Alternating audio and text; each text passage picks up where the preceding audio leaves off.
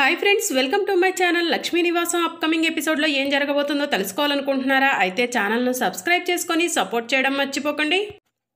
అమ్మా, రాత్రి నీ మెళ్ళో చైన్ ఉంది కదా, దాని గురించి నాకు చెప్పావు కదా, అందరూ దానికి హారతి ఇస్తున్నారమ్మా, నువ్వు కూడా నీ మెళ్ళో ఉన్న చైన్కి హారతి తీసుకోమ్మా అని చెప్పి ఖుషి పాప అందరిలో తులసికి చెప్తూ ఉంటుంది. ఇక తులసి టెన్షన్ పడుతూ ఉంటుంది. ఏంటమ్మా ఇదంతా అని చెప్పి లక్ష్మి అడుగుతూ ఉంటుంది. అమ్మా, ఖుషి ఏదో తెలుసో తెలియకో మాట్లాడుతుంది, మామూలు చైన్ని పట్టుకొని తాళి అనుకుంటుంది అని చెప్పి తులసి చెప్తూ ఉంటుంది. అమ్మా, నీ మెడలో ఉందే అమ్మమ్మ మెడలో ఉంది, అత్త వాళ్ళ మెడలో కూడా ఉంది. వీళ్ళంతా అందరూ బాగుండాలని దానికి హారతి ఇస్తున్నారమ్మా, నువ్వు కూడా హారతి ఇస్తే అందరూ బాగుంటారమ్మా, ప్లీజ్ అమ్మా రామ్మా వెళ్దాం అని ఖుషి పాప తులసిని లాక్కొని వెళ్తూ ఉంటుంది. ఖుషి పాప ఇంత బలంగా చెప్తుందంటే ఖచ్చితంగా తులసి మెడలో తాళి ఉండే ఉంటుంది అని చెప్పి సంతోష్, హరీష్ మనసులో అనుకుంటూ ఉంటారు. తులసి మా మెడలో ఉంది, నీ మెడలో ఉంది వేరని ఖుషి పాపకు తెలియాలి. నీ మెడలో ఉన్న చైన్ని తీసి ఖుషికి చూపించు, అర్థమయ్యేలా నేను చెప్తాను అని చెప్పి కీర్తి అంటుంది. వద్దులే వదినా, ఏముంది అని చెప్పి తులసి అంటూ ఉంటుంది. నీ మెడలో ఉంది మామూలు చైన్ అయితే నువ్వు చూపించటానికి ఎందుకు అంతలా టెన్షన్ పడుతున్నావు తులసి? మర్యాదగా నీ మెడలో ఉన్న చైన్ని చూపిస్తావా లేదా అని చెప్పి కీర్తి అడుగుతూ ఉంటుంది. ఎందుకు వదినా నన్ను ఇబ్బంది పెడుతున్నారు అని చెప్పి తులసి అంటుంది. బేబీ, తులసి చూపించేలా లేదు, తులసి మెడలో ఏముందో నువ్వే చూడు అని చెప్పి హరీష్ చెప్తూ ఉంటాడు. ఏది నీ మెడలో ఏముందో చూస్తాను, ఇలారా అని చెప్పి కీర్తి తులసిని పక్కకు లాగుతూ ఉంటుంది. ఆగు వదిన, నా మెడలో ఏముందో నేనే చూపిస్తాను అని చెప్పి తులసి అంటుంది. అమ్మా, ఏంటమ్మా నాకు అడుగడుగున ఈ కష్టాలు అని చెప్పి తులసి అమ్మవారిని అడుగుతూ ఉంటుంది. ఇప్పుడు నేను నా మెడలో ఉన్న తాళిని చూపిస్తే ఇంట్లో అందరూ కూడా బాధపడతారు, అలా అని చెప్పి చూపించనంటే వీళ్ళు ఊరుకునేలా లేరు, ఈ సమస్యకు పరిష్కారం నువ్వే చూపాలి తల్లి అని చెప్పి తులసి మనసులో అనుకుంటూ ఉంటుంది. నా మెడలో ఏముందంటే అని తులసి తన మెడలో ఉన్న తాళిని బయటికి తీయబోతూ ఉంటుంది. అప్పుడే సేనయ్య బయట నుంచి వస్తాడు. లక్ష్మి, తొందరగా రెడీ అవ్వు, బయటకు వెళ్ళాలి అని చెప్పి సేనయ్య చెప్తూ ఉంటాడు. ఎక్కడికి నానా అని చెప్పి తులసి అడుగుతూ ఉంటుంది. ఈరోజు నా ఫ్రెండ్ వాళ్ళ ఇంట్లో ఫంక్షన్ అమ్మా, కుటుంబ సమేతంగా రమ్మన్నారు, మీరందరూ వస్తారో రారోనని చెప్పి నేను మీ అమ్మ వెళ్దాం అనుకుంటున్నాం, మాతో పాటు నువ్వు కూడా వస్తావా తులసి అని చెప్పి సీనయ్య అడుగుతూ ఉంటాడు. వస్తాను నాన్న అని చెప్పి తులసి అంటుంది. అమ్మయ్య, సమయానికి నాన్న వచ్చి నా మెడలో ఉన్న తాళిని బయట పడకుండా చేశాడు అని చెప్పి తులసి మనసులో అనుకుంటూ ఉంటుంది. ఇక మరోవైపు సుపర్ణిక ఆలోచిస్తూ ఉంటుంది. చేతి వరకు వచ్చింది, నోటి వరకు రాకుండా పోయింది. ఆ తులసి పెళ్లి జరిగిపోతే ఖుషి పాప మన దగ్గరకు వచ్చేసేది, ఖుషి పాప మన దగ్గర ఉందంటే ఖుషి పాప ఆస్తి అంతా కూడా మన సొంతం అయ్యేది. కానీ ఖుషి పాప మన దగ్గరికి రాకుండా ఆ తులసి పెళ్లి ఆగిపోయింది అని చెప్పి సుపర్ణిక ఆలోచిస్తూ ఉంటుంది. అసలు గుళ్ళో తాళి ఎలా మాయమైపోయినట్టు? గుళ్ళో తాళి మాయమవ్వటానికి ఏదైనా రీజన్ ఉండుంటుందా, లేకపోతే ఇదంతా దొంగల పనా అని చెప్పి సుపర్ణిక ఆలోచిస్తూ ఉంటుంది. గుళ్ళో తాళి ఏమైందో సీసీ ఫుటేజ్ ద్వారా తెలుసుకోవచ్చు, సీసీ ఫుటేజ్ని తీసుకురమని భార్గవ్కి చెప్పాలి అని చెప్పి సుపర్ణిక మెల్లగా భార్గవ్ని వెతుక్కుంటూ వెళ్తూ ఉంటుంది. ఆ సమయంలో భార్గవ్ ఫోన్ మాట్లాడుతూ ఉంటాడు. ఏయ్, మీకు ఇస్తా అన్న డబ్బులు ఇచ్చేశాను కదా, మళ్ళీ మీరెందుకు నన్ను ఇలా ఇబ్బంది పెట్టి బ్లాక్మెయిల్ చేస్తున్నారు అని చెప్పి భార్గవ్ ఫోన్లో మాట్లాడుతూ ఉంటాడు. భార్గవ్ని బ్లాక్మెయిల్ చేస్తున్నారా, ఎవరై ఉంటారు అని చెప్పి సుపర్ణిక మనసులో అనుకుంటూ దూరం నుంచి భార్గవ్ ఎవరితో ఫోన్లో మాట్లాడుతున్నాడా అని చెప్పి వింటూ ఉంటుంది. మర్యాదగా మేము అడిగిన డబ్బులు ఇస్తారా, లేకపోతే శ్రీకాంత్ని నువ్వే మర్డర్ చేపించావని నీ భార్య సుపర్ణికకు చెప్పమంటావా అని చెప్పి ఫోన్లో అడుగుతూ ఉంటారు. ఏయ్, మీకేమన్నా పిచ్చి పట్టిందా? ఇస్తా అన్న డబ్బులు ఇచ్చేశాను, తీసుకున్నారు, ఇంకా ఇప్పుడు ఆ శ్రీకాంత్ గడి మర్డర్ ఎందుకు బయటికి తీసుకొస్తున్నారు అని చెప్పి భార్గవ్ అడుగుతూ ఉంటాడు.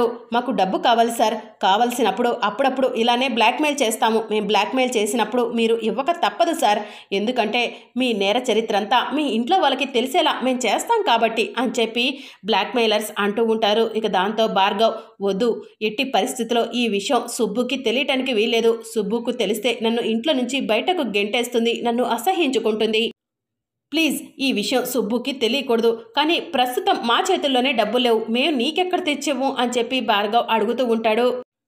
అదంతా మాకు అనవసరం, మాకు కావాల్సిన డబ్బు ఇస్తారా లేదా అని చెప్పి బ్లాక్మెయిలర్స్ భార్గవ్ని అడుగుతూ ఉంటారు. నాకు కాస్త సమయం ఇవ్వండి, ఖచ్చితంగా ఆ డబ్బు తెచ్చిస్తాను అని చెప్పి భార్గవ్ చెప్తూ ఉంటాడు. ఇదంతా కూడా సుపర్ణిక చాటుగా ఉండి వింటూ ఉంటుంది. ఇన్ని రోజులు శ్రీకాంత్ అన్నయ్య చావుకి, అమ్మ చావుకి కారణం తులసి అనుకున్నాను. తులసికి ఉన్న కుజదోషం వల్ల అన్నయ్య అమ్మ చనిపోయారనుకున్నాను. కానీ డబ్బుపై మోజుతో, ఆశతో, కక్కుర్తితో భార్గవే మా అమ్మను, మా అన్నయ్యను చంపేశాడా అని చెప్పి సుపర్ణిక మనసులో అనుకుంటూ ఉంటుంది. ఖుషి పాపను ఇక్కడికి తీసుకొస్తే ఖచ్చితంగా ఈ భార్గవ్ ఖుషి పాపను కూడా చంపేస్తాడు. వీడు మా అన్నయ్యను, మా అమ్మను పొట్టన పెట్టుకున్న దుర్మార్గుడు, వీడు అంతు తేల్చాల్సిందే అని చెప్పి సుపర్ణిక మనసులో అనుకుంటూ ఉంటుంది. ఇక భార్గవ్ ఫోన్ మాట్లాడి వెనక్కి తిరిగేసరికి ఎదురుగా సుపర్ణిక ఉంటుంది. సుపర్ణికను చూసి భార్గవ్ టెన్షన్ పడుతూ ఉంటాడు. సుబ్బు, నువ్విప్పుడు వచ్చావు అని చెప్పి భార్గవ్ అడుగుతూ ఉంటాడు. నువ్వు ఫోన్లో మాట్లాడుతున్నప్పుడు అని చెప్పి సుపర్ణిక కోపంగా చెప్తూ ఉంటుంది. సుబ్బు అంతా వినేసిందా అని చెప్పి భార్గవ్ ఆలోచిస్తూ ఉంటాడు. అంటే నేను ఫోన్లో క్యాజువల్గానే మాట్లాడుతున్నాను సుబ్బు అని చెప్పి భార్గవ్ చెప్తూ ఉంటాడు. ఇంకా ఎంతమందిని మోసం చేస్తావు భార్గవ్, ఎంతమందిని చంపేస్తావు అని చెప్పి సుపర్ణిక అడుగుతూ ఉంటుంది. ఓ, మొత్తం విషయం వినేసావన్నమాట అని చెప్పి భార్గవ్ అడుగుతూ ఉంటాడు. అవును, మా అన్నయ్య, మా అమ్మ చావుకు నువ్వు కారణమా? పాపం తులసి కుజదోషం వల్ల అమ్మ అన్నయ్య చనిపోయారని ఇన్ని రోజులు భ్రమపడ్డాను. ఛీ, డబ్బు కోసం గడ్డి తింటావా? మనుషుల ప్రాణాలను కూడా లెక్క చేయవా అని చెప్పి సుపర్ణిక అంటూ ఉంటుంది. సుబ్బు, అంతగానం గొంతు చించుకోకు. మీ అమ్మ, మీ అన్నయ్య అంటున్నావే, వాళ్ళు మనకి ముష్టి వలకేసినట్టు డబ్బులు వేసేవాళ్ళు, మర్చిపోయావా? వాళ్ళు ఈరోజు భూమి మీద లేకపోయేసరికి వాళ్ళపైన నీకు ప్రేమ పొంగుకొస్తుందా అని చెప్పి భార్గవ్ అడుగుతూ ఉంటాడు. ఒరే నీచుడా, దుర్మార్గుడా, డబ్బు కోసం గడ్డి తినే వాళ్ళని చూశాను, కానీ మరి నీ అంత నీచుడినైతే నేను చూడలేదు. ఇప్పుడే నీ పైన పోలీస్ కంప్లైంట్ ఇస్తాను, తులసికి క్షమాపణ చెప్తాను, ఖుషి పాపను ఎట్టి పరిస్థితిలో ఇక్కడికి తీసుకురాను అని చెప్పి సుపర్ణిక చెప్తూ ఉంటుంది. సుపర్ణిక, నీకు మంచిగా చెప్తుంటే అర్థం కావట్లేదు. మీ అన్నయ్య, మీ అమ్మ ఎక్కడికైతే వెళ్ళి ఉన్నారో నువ్వు కూడా అక్కడికే వెళ్ళిపోతావు నాకు అడ్డు వస్తే అని చెప్పి భార్గవ్ చెప్తూ ఉంటాడు. ఏంట్రా, నన్నే బెదిరిస్తున్నావా అని చెప్పి సుపర్ణిక అడుగుతూ ఉంటుంది. బెదిరించడం కాదు, జరగబోయేది చెప్తున్నాను. నాతో పెట్టుకుంటే మామూలుగా ఉండదు అని చెప్పి భార్గవ్ చెప్తూ ఉంటాడు. నువ్వు నన్ను ఏం చేయలేవరా అని చెప్పి సుపర్ణిక భార్గవ్ని నెట్టేస్తుంది. ఇంట్లో నుంచి పరిగెత్తుకుంటూ బయటికి వస్తుంది. సుబ్బు, ఆగు సుబ్బు, ఆగు సుబ్బు అని చెప్పి భార్గవ్ సుపర్ణిక వెనుక పరిగెత్తుకుంటూ బయటికి వస్తూ ఉంటాడు. ఇక సుపర్ణిక భార్గవ్కి దొరకకుండా పరిగెత్తుకుంటూ రోడ్డు మీదకు వస్తుంది. సిద్ధుకి ఎదురు పడుతుంది. సిద్ధు, ఎవరండి మీరు, ఏంటి ఇలా పరిగెడుతున్నారు అని చెప్పి సుపర్ణికను అడుగుతూ ఉంటాడు. అదిగో వస్తున్నాడే, అతను నా భర్త భార్గవ్, అతను నన్ను చంపాలని చూస్తున్నాడు అని చెప్పి సుపర్ణిక చెప్తూ ఉంటుంది. అతను మిమ్మల్ని చంపాలని చూడటం ఏంటి అని చెప్పి సిద్ధు అడుగుతూ ఉంటాడు. వాడొక దుర్మార్గుడు, డబ్బు కోసం ఏమైనా చేస్తాడు, డబ్బు కోసం మా అన్నయ్యను, మా అమ్మను చంపేశాడు, ఆ నేరాన్ని తులసిపై వేశాడు అని చెప్పి సుపర్ణిక చెప్తూ ఉంటుంది. తులసినా అని చెప్పి సిద్ధు అడుగుతూ ఉంటాడు. అవును, నువ్వు ప్రేమించిన తులసినే అని చెప్పి సుపర్ణిక చెప్తూ ఉంటుంది. తులసి గురించి మీకు తెలుసా అని చెప్పి భార్గవ్ అడుగుతూ ఉంటాడు. తులసిని మొదటిగా మా అన్నయ్య శ్రీకాంత్కి ఇచ్చి పెళ్లి చేయాలనుకున్నాము. మా అన్నయ్యకు తులసికి పెళ్లి జరిగే సమయంలో మా అన్నయ్య పెళ్లి దగ్గరకు వెళ్తూ ఉంటే యాక్సిడెంట్లో చనిపోయాడు. మా అన్నయ్యను చంపించింది ఈ దుర్మార్గుడు భార్గవే. ఈ దుర్మార్గుడు భార్గవ్ నిజ స్వరూపం తెలిసిందని చెప్పి నన్ను కూడా చంపాలని వెంటపడుతున్నాడు. నేను వాడికి దొరకకుండా పరిగెత్తుకుంటూ బయటికి వచ్చేశాను. తులసి దగ్గర ఉందే ఖుషి, మా అన్నయ్య కూతురు అని చెప్పి సుపర్ణిక చెప్తూ ఉంటుంది. మీ అన్నయ్య కూతురు తులసి దగ్గర ఉండటం ఏంటి అని చెప్పి సిద్ధు అడుగుతూ ఉంటాడు. ఎందుకంటే మా అన్నయ్యకు తులసి అంటే చాలా నమ్మకం. మా అన్నయ్య, మా అమ్మ తులసికి ఖుషి బాధ్యతను అప్పచెప్పి చనిపోయారు. అందుకే అప్పటి నుంచి తులసి ఖుషి పాపను తన కన్న కూతుర్లా చూసుకుంటుంది అని చెప్పి సుపర్ణిక సిద్ధుకి చెప్తూ ఉంటుంది. సిద్ధు ఆ విషయం వినగానే షాక్ అవుతాడు. తులసి కన్న కూతురు కదా ఖుషి పాప అని చెప్పి అడుగుతూ ఉంటే, లేదు మా అన్నయ్య కూతురు అని చెప్పి సుపర్ణిక చెప్తూ ఉంటుంది. మీరు భయపడకండి, వాడు మిమ్మల్ని ఏం చెయ్యడు అని చెప్పి సిద్ధు చెప్తూ ఉంటాడు. ఏయ్, దాన్ని వదిలిపెట్టరా అని చెప్పి భార్గవ్ సిద్ధుని అడుగుతూ ఉంటాడు.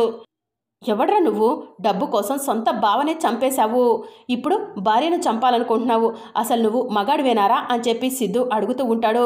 మగాడు గురించి నువ్వు మాట్లాడటానికి వీల్లేదు.